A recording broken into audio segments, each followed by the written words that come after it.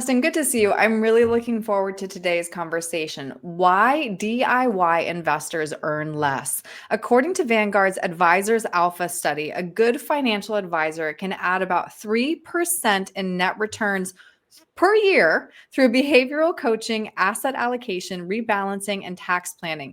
3% per year, that bears repeating. So please explain what's behind that performance gap. Yeah, if I can be candid, Aaron, a lot of individual investors don't rebalance their portfolio. A lot of them may not know what investments to put inside what accounts in order to be tax efficient. A lot of individual investors are unsure of what order they should make withdrawals from those accounts in order to be efficient. And those are all things that a good advisor can either do for a client or coach a client through.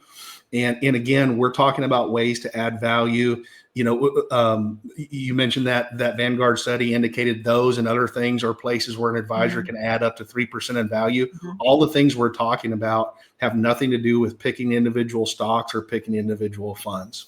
Right. Really good point. I want to throw a few more stats at you. According to a very well-known Dalbar study, which I know you live in this world, DIY investors often underperform the market as well because they are driven by emotions. Explain. Yeah, so we all want to buy low and sell high. Unfortunately, with a lot of individual investors, they tend to do the opposite, and they tend to do the opposite over and over again. And they tend to do the opposite without even realizing that's what's happening or that's what they're doing. So if we look at the top of this curve, that's the point. This is kind of an emotional investing cycle that the markets go through over and over again. Investors go through over and over again. We look at the top of that curve. That's the point where there's a lot of optimism in the markets. And this is the point where somebody who'd been sitting on the sidelines in cash, oftentimes they feel more comfortable getting into the market at this point where they've seen the markets trending up for some time. Right. And when there's a lot of excitement around the markets, they tend to enter the market at this point and they pay relatively the highest share prices they could pay to enter the market. And then if we look at the bottom of that curve, as we approach the bottom of that curve where there's a lot of pessimism in the markets, this is the place where unfortunately a lot of individual investors decide to capitulate and sell. And they sell to move to the sidelines, and they sell at some of the relatively lowest share prices.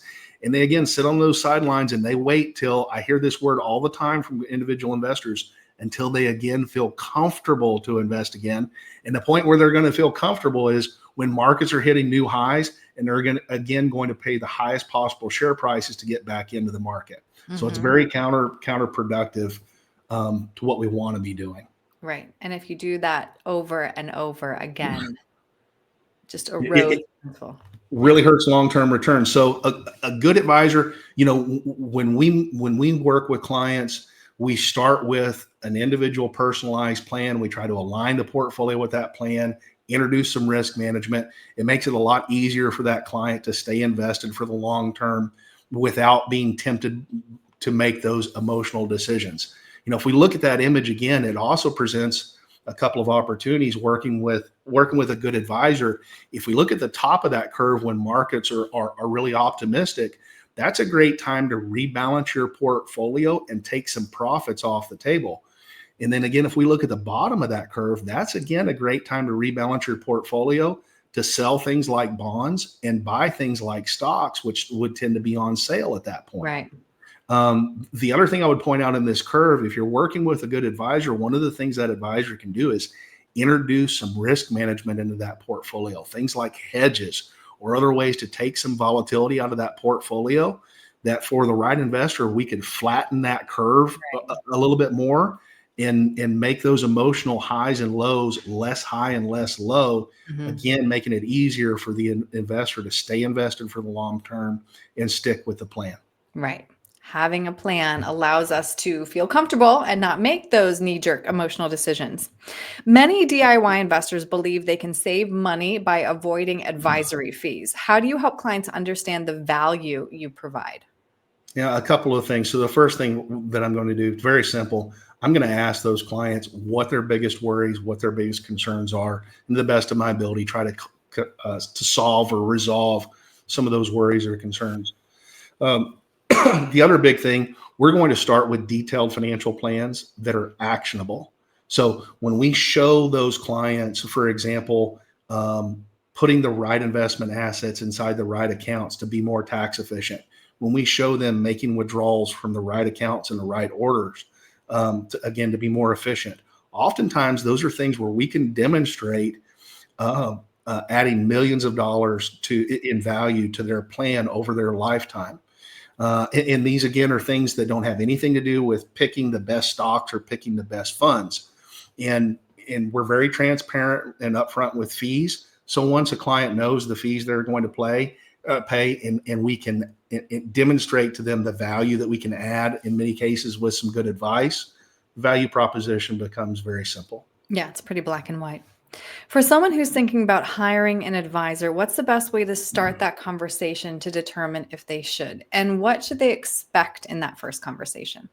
I would say the best thing they can do in that first meeting is share with that advisor what their biggest concerns and their biggest worries are. So that advisor has an idea, first of all, if they can address those concerns and those worries.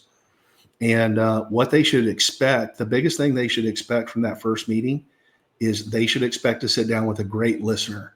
So if you sit down with an advisor and that advisor talks more in that first meeting than they listen, unfortunately, that's probably a sign you need to interview another advisor.